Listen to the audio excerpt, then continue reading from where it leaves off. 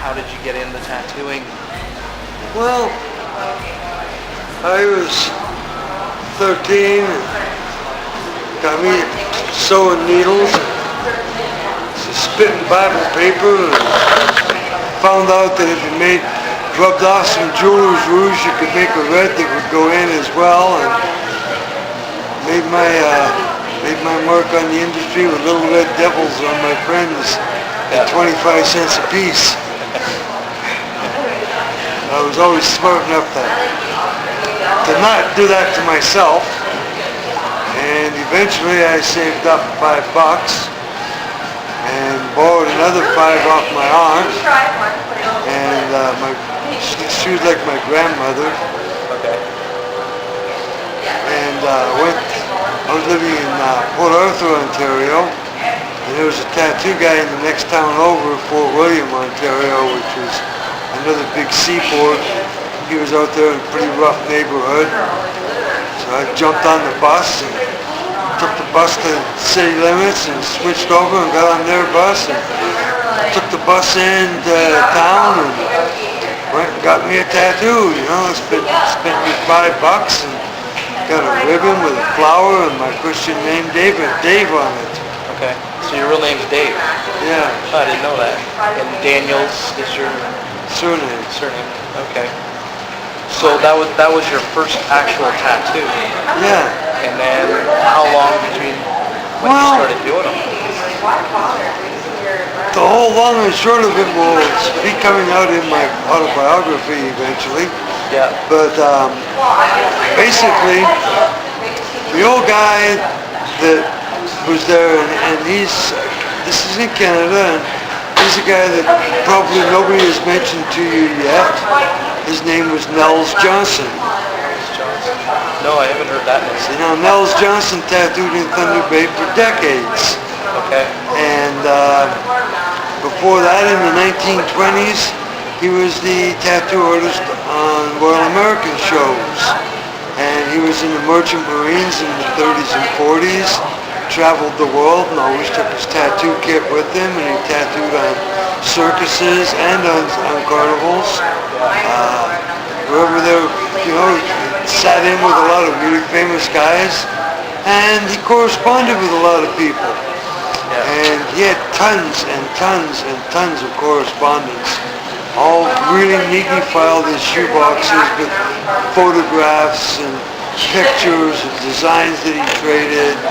And after my second tattoo, he realized that I did have a genuine interest, and he kind of made me privy to some of these letters and some of his secret stuff and some of his stories about tattooing, and he really set the hook. Yeah. So he kind of took a shine to you. Yeah. But he set the hook. And then did he eventually teach you how to tattoo? Or from there? Well, he promised he'd teach me when I turned 18. Of course, by the time I turned 16 and had 3 or 4 tattoos or more from him, and bought me a motorcycle and discovered drugs and pussy and motorcycles, and tattooing kind of fell by the wayside for a short period of my life. Yeah. So then from there, when did you kind of... Well, I was about 19, 20. I was living out in Calgary. I was working for a production company called Hop and Grape, and they were a booking company, and they booked a lot of big bands, and I worked for another guy there booking bands, and the Hart brothers, Stu Hart from the Hart Foundation, the Hart Wrestling family. They put on concerts, and I did security for them and whatnot. And one day this guy was sitting in the back of a taxi when I come out of the office at Hop and Grape. He called me over to the taxi and asked me if I might be interested in a job as a kind of a bodyguard, chauffeur, guy to hang around the tattoo shop and knock out drunks, keep order kind of guy. Well, winter was coming, rock and roll season was dying, and that seemed like the perfect way for me to waste the winter, and ended up taking over my entire life. And that guy's name was Sonny Christensen. And Sonny Christensen came down from the school of Brian Zock and Dave Shore and Curly Allen. Those are major influences on Sonny Christensen. Yeah. Circus Leo would be in there too, right? Probably, Yeah. But those three guys especially were major influences in Sonny's life, and Sonny was a major influence in mine. And Sonny was really the guy that put a machine in my hand, let me cut some skin, and he taught me whether he knew it or not. I've always been kind of a human sponge, trying to suck everything up. So by the time he said it was okay for me to unpack his needles and lay them out for him, I already knew how to set his machines up. So yeah. I think you had told me a bit about him one time, and when you did your first tattoo, you thought you were getting one, and then it was you to do a tattoo.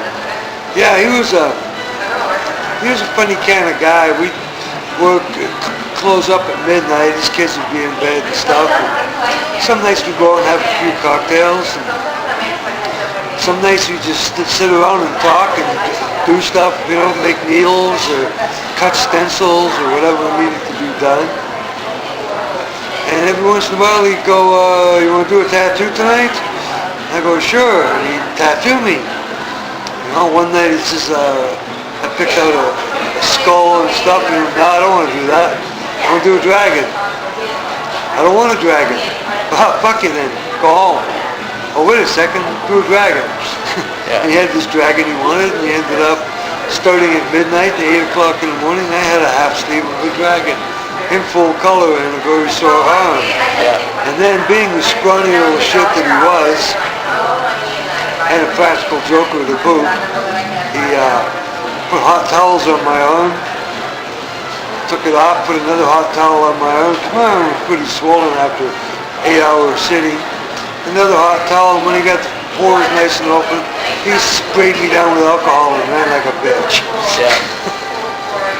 But yeah, one night he said to me, want to do a tattoo? And I said, sure.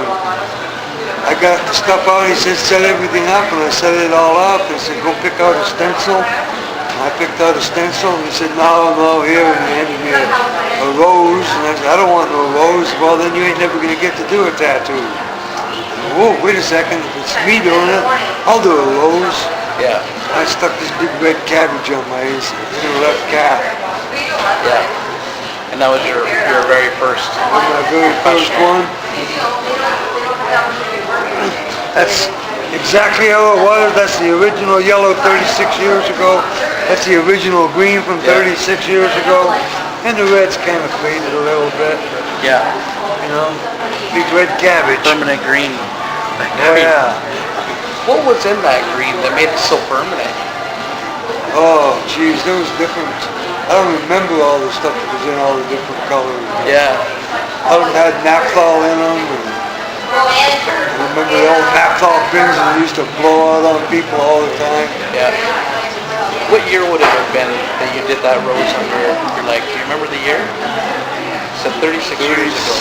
36, 37, 50, what's 71, 70, 71. Okay. So that was your start date. Yeah, well, kinda. He let me do a tattoo on myself, one, and then he went back to Vancouver. Asked me he gave me the option to stay with him, and I just didn't want to live in Vancouver. Yeah. And sent me back to Calgary, and from Calgary there was two guys up north in Edmonton, Pat Martiniuk and Roy Johnson. Went up to Pat Martiniuk's place, and Pat was down in San Francisco working for Lyle Tuttle at the time. He was down in San Francisco at Lyle's shop, and this is a pre-picture machine, and he had a guy named Fat Rick or something, and me and him didn't get along. So I wandered over to Roy Johnson's, and me and Roy got along quite well, and I spent the next few days with Roy, and Roy really gave me the 3-day crash course in tattooing, basically. You know, fixed a lot of things that I was doing wrong. Told me stuff that I don't think Sonny even knew. Yeah. You know, Roy Johnson built me a power supply, which I still have to this day. It was my first power supply that he built for me. Before that, I was using a train transformer.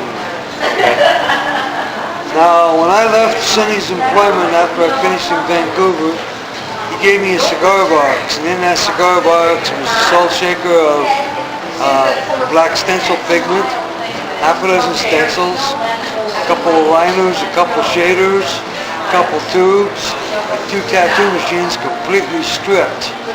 I mean completely stripped down. Even the coils were separated. Okay. And just for good luck, he threw in a handful of extra stuff that didn't belong. You know, just washers and nuts and bolts just to confuse me. Yeah. And told me, when he handed it to me, he says, here, he says, if you put your mind to it, you can make $1 million with this stuff. If you can't, well, fuck you, you're on your own. And I made my $1 million a half a dozen times over, so he done me good. Yeah. That's pretty cool. So he set you up with everything you need. Well, 2 machines, a few needles, some rubbings, you know, and I went to Curly Allen and got some rubbings, and Brian Zuck gave me some rubbings and a few tips here and there. Yeah. Almost got a black eye from Dave Shore, but Oh yeah. he was partnered up with a real rough guy named Vic, big native guy, awesome tattooer, but between them they were a rough pair of characters. That was a rough tattoo